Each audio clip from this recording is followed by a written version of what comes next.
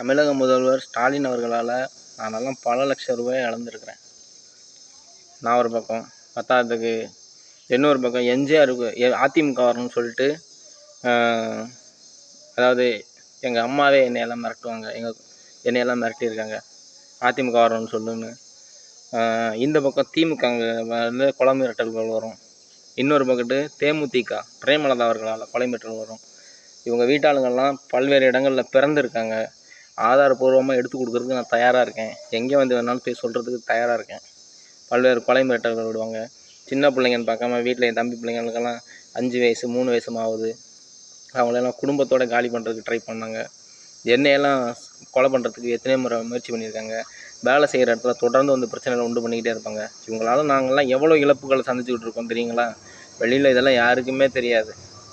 அவ்வளோ இழப்புகள்.